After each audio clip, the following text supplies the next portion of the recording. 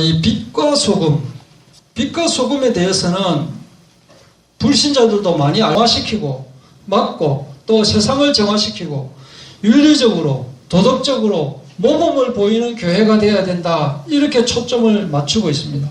이 말이 아예 틀린 말은 아니에요. 교회에서 그런 역할을 당연히 해야 되지만 저는 정말 이런 생각을 참 많이 해봤습니다. 목사님들 반드시 청문회 해야 된다. 지금 청문회 때문에 몇 명은 떨어지고 몇 명은 장관이 되고 뭐 이런 주요 공직자가 되고 했는데, 과연 이 대형교회 목사님들 청문회를 했을 때 그 청문회를 통과할 수 있는 사람이 몇 명이나 될까? 저는 굉장히 의문입니다. 드러나 있는 것만도 해괴망측한 그런 이야기들이 떠돌고 있는데, 그죠?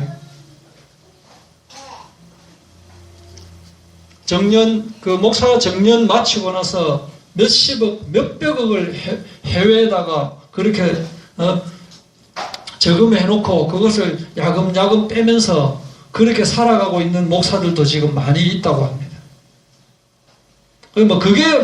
그거 갖고 우리가 믿음이 흔들리고 할 것은 아니지만은, 이렇게 잘못을 하고 있기 때문에 이런 이야기가 나오는 거예요. 또 여기에 플러스 해가지고 교회에서 무엇을 해야 되느냐? 배고픈 사람은 먹여주고, 추워하는 사람 입혀주고, 또는 그렇게 하는 봉사단체로서의 교회의 역할도 많이 강조하고 있습니다. 이것도 틀린 거는 아니에요. 근데 이렇게 이제 빛과 소금의 역할을 강조하다 보니까 이제 정치적으로 들어가게 되는 거예요. 그래서 3.1절 되면은 3.1 운동과 사회 참여 이런 설교 제목이 막 나온다. 독립운동과 기독교의 역할, 이런 설교가 나오고, 촛불 집회 관련해가지고 교회의 역할 이렇게 막 나오고 있는 거예요.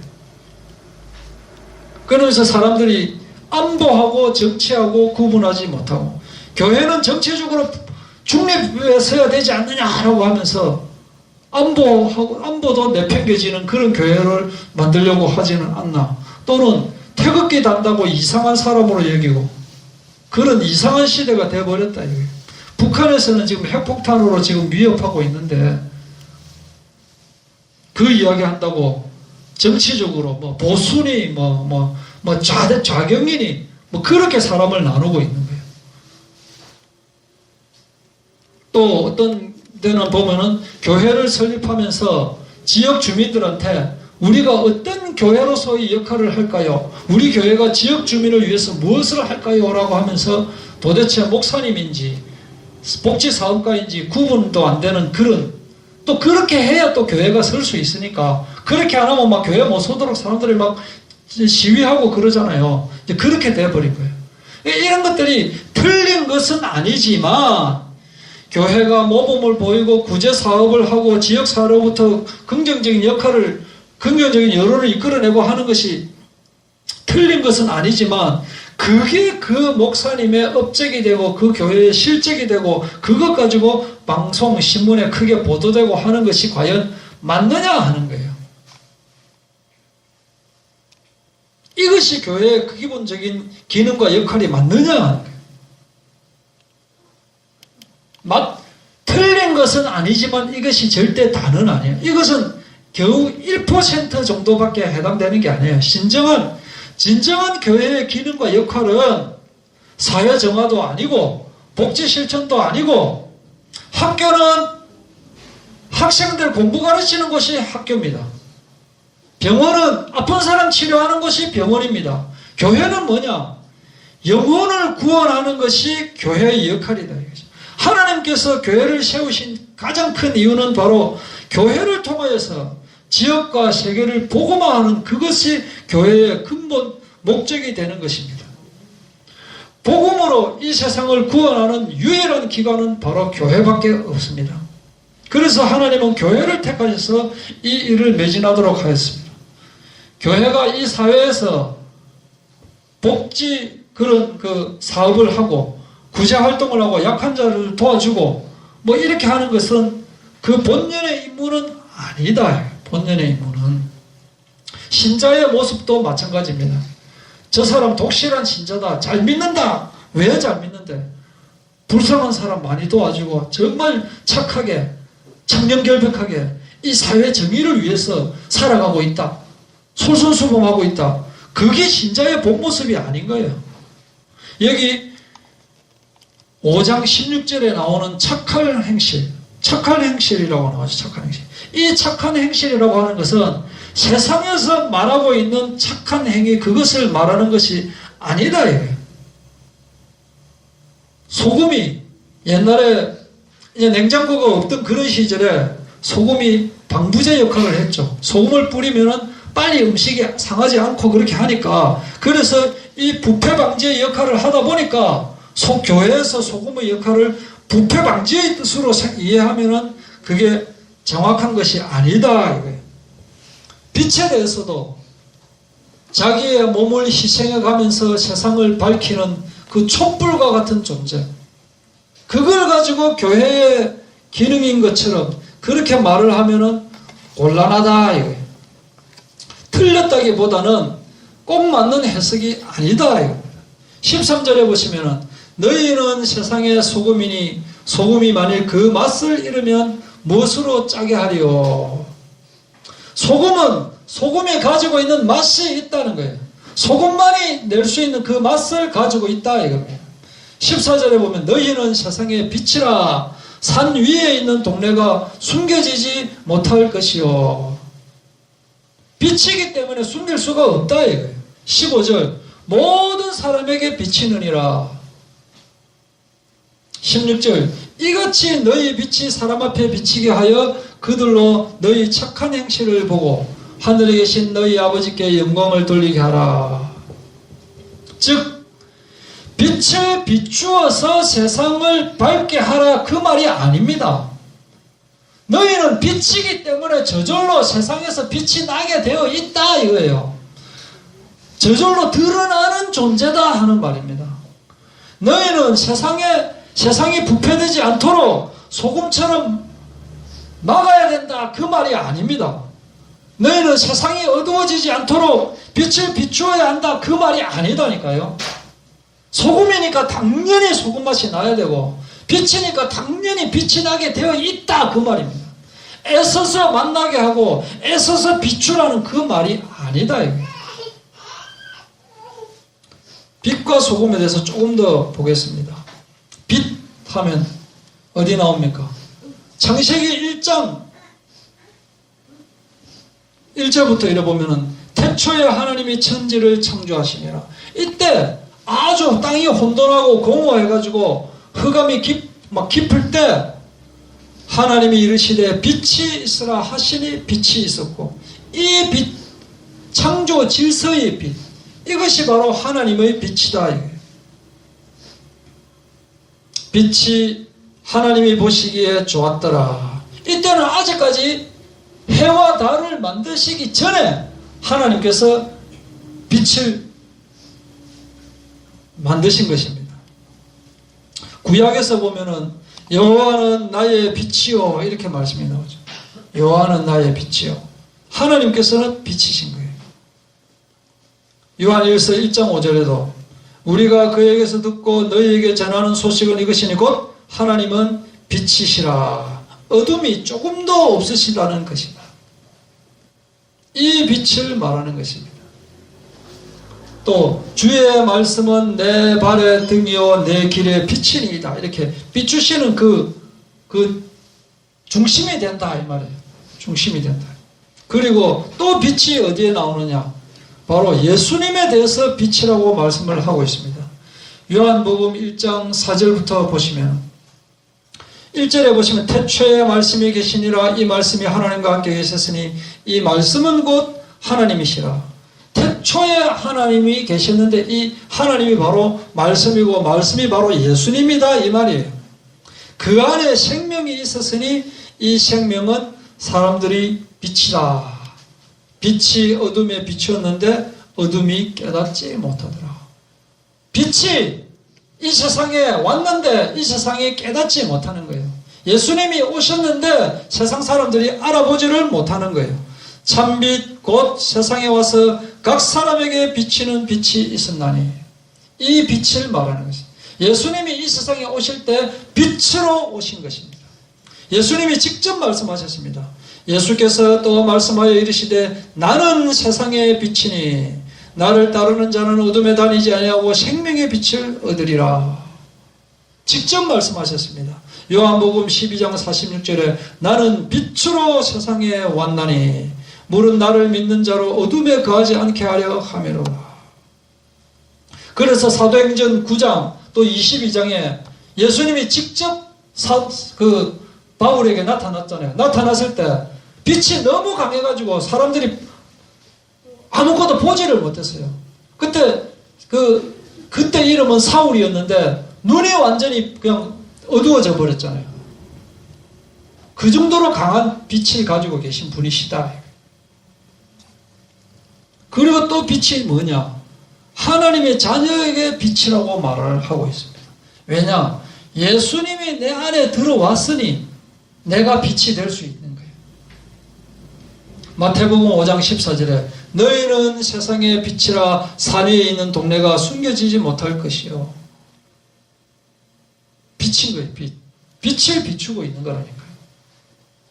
이사야서 42장 6절에도 나 여호와가 의로 너를 불렀은즉 내가 내 손을 잡아 너를 보하며 너를 세워 백성의 언약과 이방의 빛이 되게 하리니. 이 말씀을 바울이 자주 인용을 하고 있는 거예요. 이방의 빛이 된다. 누가요? 우리가 빛이 된다.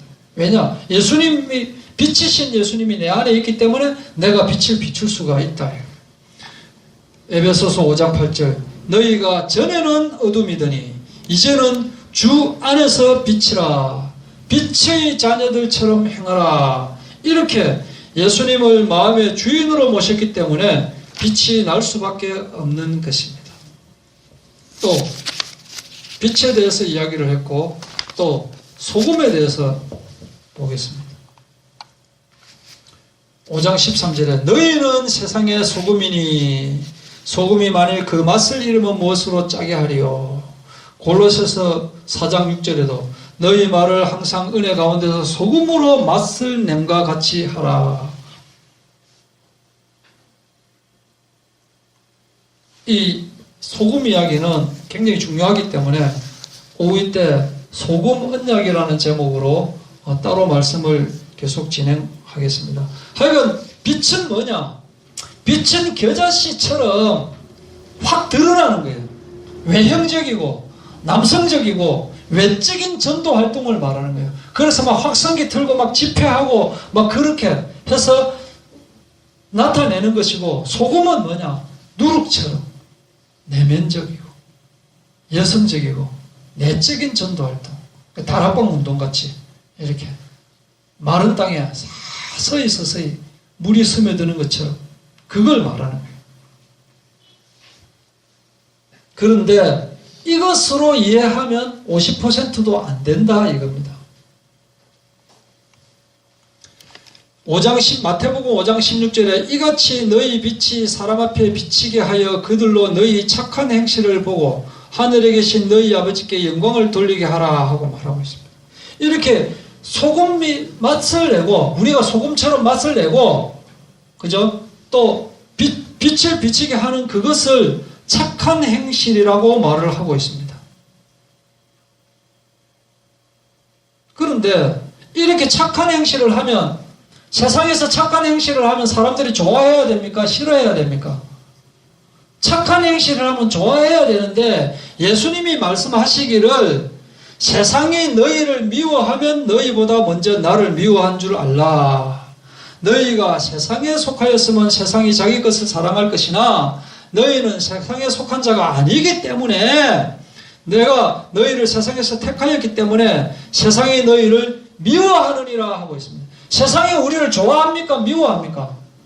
세상은 우리를 좋아할 수가 없습니다. 왜냐? 세상은 마귀 손아귀에 있기 때문에. 그럼 우리가 착한 행실을 하면 할수록 세상이 우리를 좋아해야 됩니까? 우리를 싫어해야 됩니까? 그러니까 착하다는 그 개념 자체를 우리가 정확하게 알아야 된다니까요. 성경에서 말하는 이 착한 행실은 세상 사람들이 별로 좋아하지 않는 행실을 말하는 거예요. 착하게 산다, 더러운 거를 치운다, 그걸 갖고 이야기하는 게 아니라니까요, 이게. 교회가 도덕적으로, 윤리적으로 착한 일을 하면 세상이 교회를 욕합니까? 좋다고 합니까? 좋다고 하잖아요. 교회가 착한 일을, 도덕적이고 윤리적인 일을 하면 교회가 좋아하잖아요. 세상이 좋아하잖아요, 교회를. 교회가 불우이웃에게 쌀도 갖다 주고 가난한 학생에게 장학금 전달하고 하면 교회를 미워합니까? 좋아합니까? 교회를 좋아하잖아요. 그런데 왜 예수님은 세상이 너희를 미워하느니라 라고 말씀을 하느냐 이거예요. 그것은 세상 사람들이 말하는 이 착한 일은, 그런 봉사활동은 불교에서도 하고 원불교에서도 하고 천주교에서도 하고, 그것은 아니다 이거예요. 교회가 봉사활동하는 단체가 아니다 이거예요. 그럼 성경에서 말하는 착한 행실은 뭐냐? 이 세상이 말하고 있는 빛과 소금의 역할이 아니다 이거예요. 예수님이 말씀하시는 빛과 소금의 역할, 이거는 뭐냐? 세상에서 미움받는 행위를 하는 그것을 말하는 거예요. 빌립보서 1장 6절에 나옵니다. 너희 안에서 착한 일을 시작하신 이가 그리스도 예수의 날까지 이루실 줄을 우리는 확신하노라. 이 착한 일이 무엇이냐 이 말이에요. 착하다는 말은 또 선하다는 말이죠. 하나님이 나사렛 예수에게 성령과 능력을 기름 붓듯 하셨음에 그가 두루 다니시며 선한 일을 행하시고, 사도행전 10장 38절 마귀에게 눌린 모든 사람을 고치셨으니. 이게 무슨 행위냐 이게. 바로 하나님의 계획을 이루는 행위를 말하고 있습니다. 디모데후서 4장 7절 나는 선한 싸움을 싸우고 나의 달려갈 길을 마치고 믿음을 지켰으니. 싸우는데 선한 싸움을 한다. 싸우는 게 착한 겁니까? 나쁜 겁니까? 잘못된 겁니까? 세상적인 판단으로 하면은 싸우는 것 자체가 무조건 잘못된 것이지만, 성경에서는 이 싸움을 선한 싸움이다라고 이야기를 한다 이거예요. 즉 뭐냐? 착한데 왜 싸우느냐? 착한데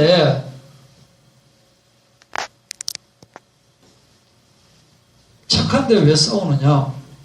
즉 예수님께서 십자가의 죽으심과 같이 자기를 부인하는 삶, 십자가를 지는 삶, 마귀를 대적하는 삶, 이것을 말한다. 이것이 바로 착한 행위다. 착한 행위. 뭐가 착한 행위냐? 이제부터 더 중요합니다. 요까지는 쉽습니다. 요까지는 쉬워요. 이제 조금 중요합니다. 빛과 소금이라는 것이 어떤 성질을 가지고 있습니까? 다른 것과 구별되는 성격을 가지고 있습니다. 소금이라고 하는 것은 소금만이 가지고 있는 독특한 그 맛을 가지고 있습니다. 빛이라고 하는 것은 숨겨지지 않는 어떤 드러나는 존재를 말하는 것입니다. 즉 구별된다는 말이에요. 구별된다는 것을 다른 말로 거룩이라고 하는 거예요. 소금은 다른 맛과 구별되는 것이고, 빛은 어둠과 구별되는 것입니다. 그래서 어둠이 깊으면 깊을수록 빛은 더 환하게 빛이 나게 되어 있는 거예요. 이 세상은 빛과 소금을 그 역할을 흉내낼 수는 있지만 실제로 빛과 소금이 될 수는 없는 겁니다. 빛과 소금은 하나님의 자녀만이 진정한 빛과 소금의 삶을 살아갈 수 있는 거예요. 성경에서 말하고 있는 빛과 소금을 말하고 있습니다. 그래서 빛과 소금의 삶이 세상에서 말하고 있는 도덕적인, 윤리적인 그런 개념에서 볼 수 있다면 그것은 다른 종교에서도 얼마든지 볼 수 있다 이거예요. 바르게 살기 운동 이런 단체에서 얼마든지 한다 이거예요. 그것을 위해서 하나님께서 교회를 세우신 것이 아니다 이거예요. 세상적인 관점으로 본다면은 그 예수님이 십자가에 매달렸을 때 그 옆에 달린 그 강도가 오늘 나와 함께 낙원에 있으리라 이 말을 들을 수가 없어요. 나쁜 짓을 했기 때문에. 그런데 왜 예수님과 함께 낙원에 갈 수 있느냐? 즉 착한 행위라고 하는 것은 이 세상에서 구별되는 거룩함을 말하는 것입니다. 이 거룩함은 어디서 오느냐? 예수님을 통하지 않고서는 절대로 얻을 수 없는 거룩함이다. 예수님을 통하지 않으면 우리는 거룩해질 수가 없습니다. 여기에 동반되는 것이 회개다. 회개. 내가 예수님의 은혜가 아니면은 정말 이 더러운 존재, 이 죽은 존재, 이 아무리 열심히 해봤자 벌레보다 못한 이 존재인데 예수님의 은혜로 내가 새 생명을 얻었구나 라는 것을 깨닫는 것입니다. 예수님이 십자가에 죽으신 것처럼 과거에 나는 십자가에 죽고 새로운 생명을 얻는 것, 이때부터 시작되는 거예요. 이때부터 거룩이라고 하는 명찰을 받을 수가 있는 것입니다. 이때부터 착한 행실이 되어지는 것이다. 그리고 선언을 하게 됩니다. 씨 뿌리는 비유에서 돌밭이, 가시밭이, 길가밭이 아무리 열심히 한다고 해서 좋은 밭이 될 수가 없습니다. 다른 설교에서는 열심히 마음을 가꾸어서 길가밭 되지 말고 돌짝밭 되지 말고 가시밭 되지 말고 좋은 밭이 되어서 하나님의 말씀을 들으라 하고 하지만 밭이 스스로 좋은 밭이 될 수가 없어요. 그런 힘이 없어요. 이때 예수님의 말씀의 씨가 뿌려지면 좋은 밭이 될 수 있다고 했습니다. 이건 마찬가지로 우리가 우리 스스로 빛이 되기 위해서 노력한다고 해서 빛이 되는 것이 아니다 이거예요.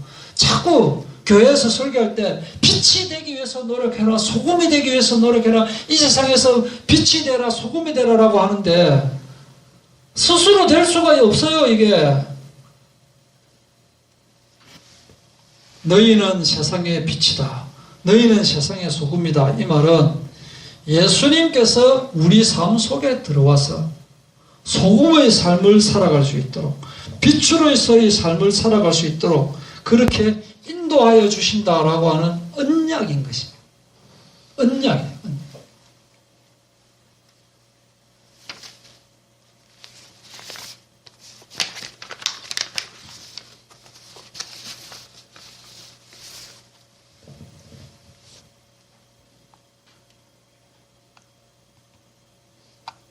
그래서 우리가 이런 질문을 할 수가 있죠. 아니,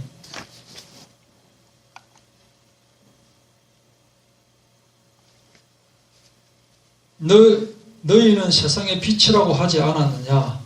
이사야서 60장에 일어나라 빛을 발하라 라고 하지 않았느냐?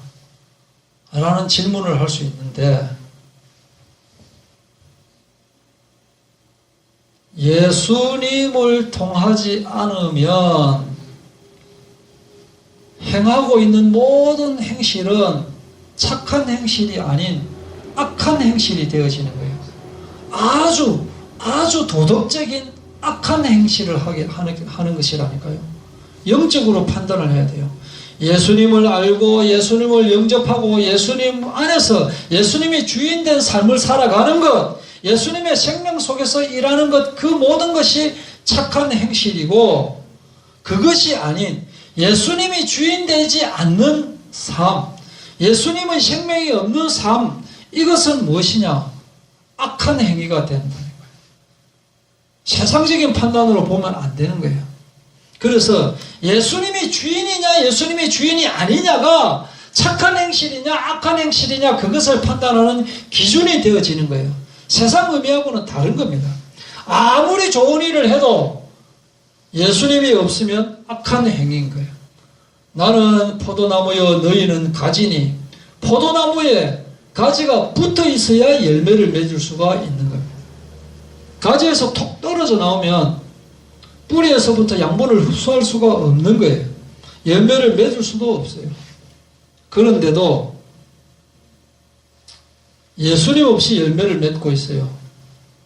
무슨 말입니까? 예수님 없이 열매를 맺고 있다니까요. 이런 열매, 사과 열매, 배 열매, 이상한 열매 막 주렁주렁 매달려 있습니다.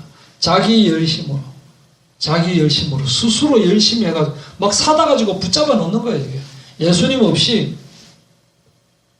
그런데 하나님은 인간의 열심으로 자기의 착한 행실을 드러내는 그런 삶이 아니고 예수님의 착한 행실이 나를 통해서 드러내기를 원하신다.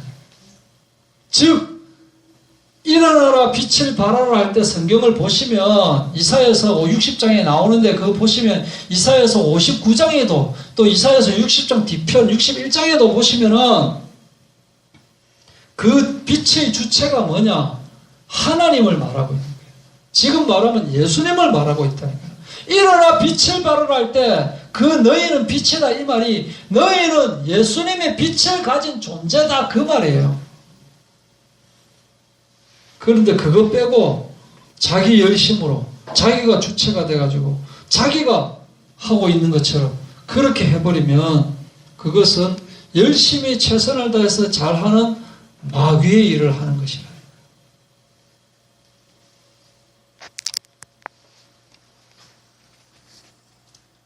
기도하시겠습니다.